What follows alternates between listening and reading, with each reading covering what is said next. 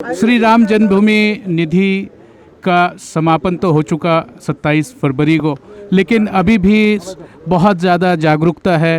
नई दिल्ली के member parliament Meenakshi Lekhi जी ने एक प्रोग्राम आज आयोजित किया, जिसमें आदरणीय आए। आदरणीय, आज जो प्रेरणा, आपके शब्द जो थे आपके श्री राम जन्मभूमि निधि के लिए, थोड़ा सा हम और लोगों को कैसे प्रोत्साहित करें और लोग कैसे इसके लिए आगे आए। आपने कहा 30 महीना बहुत लंबा डिस्टेंस है, वो जब हम पूर्ण रूपेण श्री राम मंदिर को देख पाएंगे। पूजनीय साधु संतों के नेतृत्व में राम जन्मभूमि मंदिर निर्माण के लिए सारे हिंदुस्तान में निधि समर्पण अभियान ये संपन्न हुआ। ऑफिशियली संपन्न हुआ, लेकिन 1-2-3 एक्सटेंशन होता है, वैसा ये चल रहा है, तो और 1-2 दिन चलेगा। लेकिन इस सारे अभियान में हमारे अपेक्षा से ज़्यादा लोगों का रिस्पांस, माने प्रतिसाद मिला। और मैं तो ऐसा कहूँगा कि झुग्गी झोपड़पट्टियों में और जनजाति क्षेत्र में जो रिस्पांस मिला वो मेरे दृष्टि से सबसे ज़्यादा महत्व का है। राम सभी के हृदय में कैसे भरे हुए हैं, इसका एक सुखद अनुभव हम सभी कार्यकर्ताओं ने ये लिया। बस उनके मन में राम के संदर्भ में श्रद्धा है ही, हमें मालूम नहीं था, हम उनके पास जाने के बाद उसका पता चला। इस सारे अभियान के कारण 4 लाख से ज़्यादा गांव में संपर्क हुआ, 10 करोड़ के आसपास परिवारों में संपर्क हुआ, और राम के संदर्भ में श्रद्धा, भारत माता के संदर्भ में श्रद्धा, राष्ट्रीय स्वाभिमान का जागरण इस संपर्क अभियान के द्वारा निर्माण हो रहा है, ऐसा मैं विश्वास से कहता हूँ।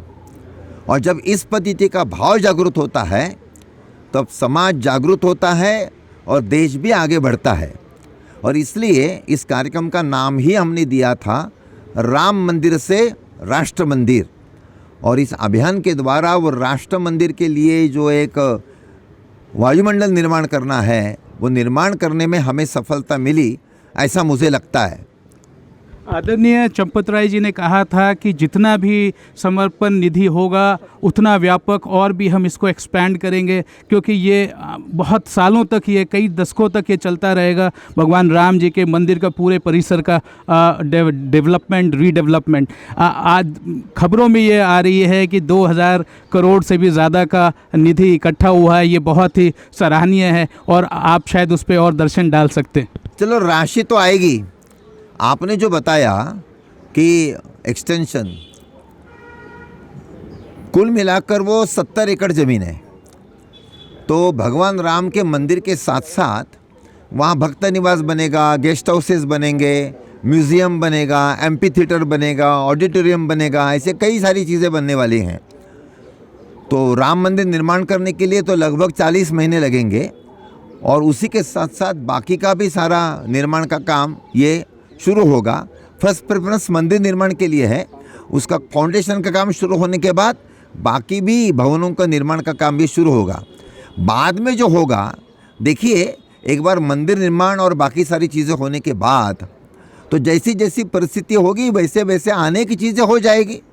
तो जैसे तिरुपति के बालाजी का विषय है, शिरडी का विषय है, या अपने वैष्णो देवी का विषय है, तो ये सारे विषय तो धीरे धीरे विकसित होने वाले हैं और वो हो जाएंगे, उसमें कोई दिक्कत नहीं है। एक आखिरी छोटा सा सवाल, 2 दिन पहले ही अयोध्या के एयरपोर्ट का नाम श्री राम जी के नाम पे है, और रेलवेज़ ने कहा है कि कुछ महीनों में ही वो 1 लाख जो पैसेंजर्स आएंगे अयोध्या में, उसके लिए भी वो तैयार हो गए। तो ये बहुत सुखद समाचार है। मैं उत्तर प्रदेश की माननीय योगी जी की सरकार का अभिनंदन करता हूँ कि राम जन्मभूमि का ऐतिहासिक फैसला आने के बाद उन्होंने अयोध्या का पूरा परिवर्तन, एक नई अयोध्या, तो अयोध्या का एयरपोर्ट, अयोध्या का बस स्टैंड, अयोध्या का रेलवे स्टेशन, अयोध्या के चारे रास्ते, इसके संदर्भ में एक बहुत ही बढ़िया योजना उस सरकार ने बनाई है।